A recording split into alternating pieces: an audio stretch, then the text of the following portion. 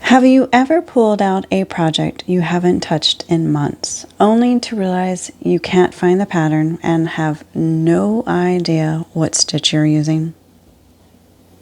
Be honest. How many old projects do you have tucked away right now that you've completely forgotten how to pick back up? Tell me in the comments. I might need to count mine too. Hey crochet friends, I'm Mo, your crochet companion.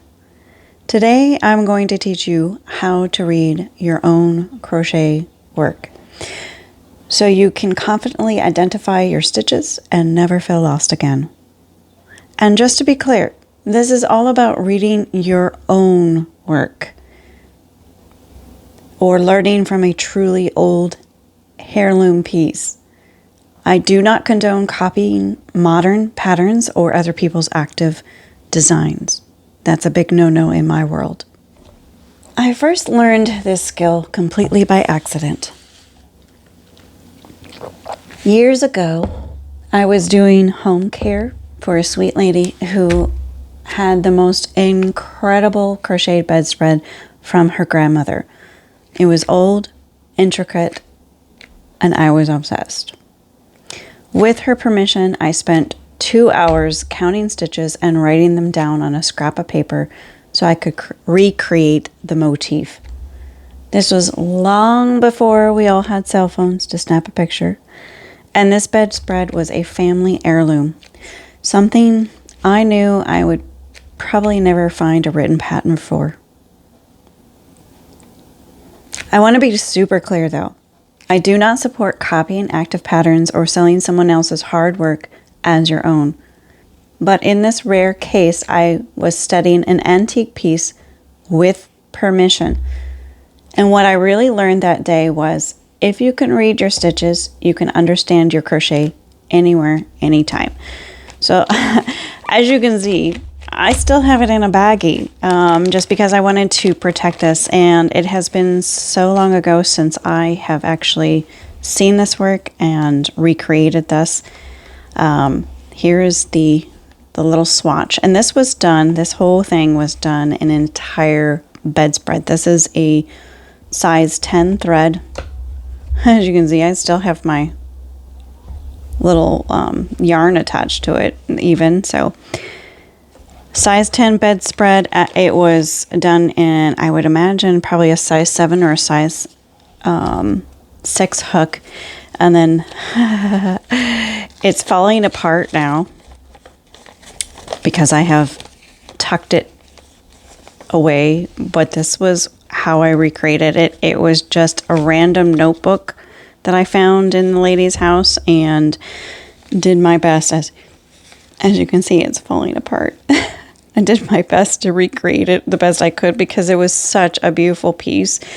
And the crazy thing is that it was a really, as a beginner myself, it was so hard for me to recreate. And it took me a long time to just do this little itty bitty swatch. And it was kind of intimidating. So, and as you can see, it's mostly done in popcorns. So there's that. And popcorns take forever, as you well know. Well, some of you will know. All right, so let's get down to the nitty gritty.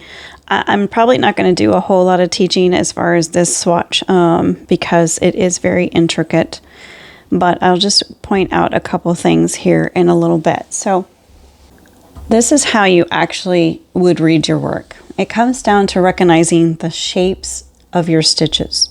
So for single crochet, it looks like a little V. So I think I got this upside down. Yes, I do. I've got it upside down. Oh, no, I don't. So this little V is what I'm talking about. Every single crochet has the little V, and it's a short stitch. So that tells you that that's a single crochet. And then the double crochet is taller, and it has a horizontal bar across the front. So let me see where there's the double crochet. It's right here. So this is the horizontal bar. Let me give a little bit closer here so you guys can see it a little bit better. So this is what I'm talking about. The single crochet has that little V on the side, And then the double crochet has the horizontal bar. This is actually the other side of the work, but on this side, you see the V. That's the double crochet, and it's a little bit taller. Some people's double crochets are taller than others. Some you might mistake for like a treble crochet or even a half double crochet. So the half double crochet is a little bit, it's kind of in between the single crochet and the double crochet. It's going to have that horizontal line just like you would see in the double crochet, but it's a little bit shorter. So it's almost as short as a single, but not quite. And it's not going to be, it's probably going to be half the distance of a double crochet. And then of course you got your popcorns and puffs, and this piece literally has both of them. Well, not the puffs, the popcorns and the clusters. So right here, you'll see that this is kind of like a fan stitch right here. And then this one is a cluster, and you know that because it's got the multiple double crochets. So it's got that little line to identify that it's a double crochet. And then all of those are squished up together at the top. So that tells me that that's a cluster. So it looked like it was a 4 double crochet, and then it had the cluster. So a 4 double crochet cluster. And then obviously you have your, I would like to call that a fan stitch, but because it's actually in a space rather than in a stitch, I wouldn't really classify that as a fan or shell, really. So this was a lot of counting. And then you'll see that I did have the chains, and those were fairly easy. That was the part that kind of had to kind of guess at, because when you have work that has been crocheted over a chain, it's a little bit harder to know how many chains you actually had. So I kind of fibbed on that one just to kind of figure out, but I did count how many stitches were in that circle. And then of course I also counted how many popcorns there were so that I could make sure that the math was mathing. Now I probably did do something wrong here because I am seeing that it's not laying flat. So if I decide to recreate it, I'm going to kind of play around with that so that I can see why it was that it was not laying completely flat. I probably had a count wrong, or even my, say my tension was wrong. That could account for it. It also could be that it was just one motif, and that it takes several motifs for it to stretch that corner out to make it lay flat. But I would imagine it's probably more about my tension than it was about the actual stitches. So I probably wasn't stitching as high as that. But the one thing I wanted to say, oh my goodness. So when I was looking at this, I was thinking, oh my God, she probably spent years on this. And then after recreating it, it took me such a long time to recreate it that I know that it had to have been back in the day when they didn't have phones, they didn't have TVs. The only entertainment that they have was to do stitch work or,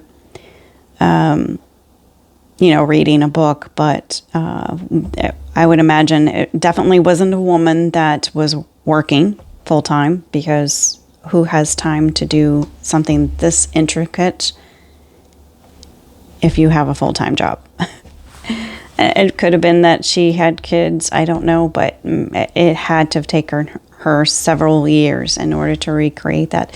And now, today's day and age, yeah, it could have been a guy that recreated it, but I know for a fact that it was a woman, because the lady herself told me that it was actually her grandmother that made it. So you can imagine how old it was. And it was in pristine condition.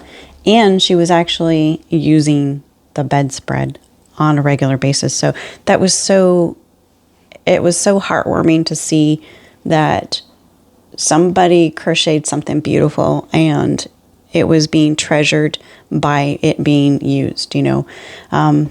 There's times when I've given things away and it wasn't treasured. it wasn't used. It was tucked away in something, and the person that did that told me, well, I don't want it to get ruined. I was like, that's not why I made it for you. I made it for you to use. If it gets ruined, so what? I'll make you another one, right?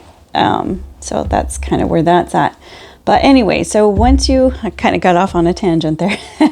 Once you start seeing these shapes, you can count rows, track repeats, and even spot mistakes without a written pattern in your hand. So I'm going to use this as an example again. So obviously I started off with that, and then I did my popcorns, and as you can see, you can start seeing that there was a pretty consistent pattern. So, you know, obviously I had the I believe this one was 2 double crochets in a double crochet, 2 in a double crochet, and then a couple chains, and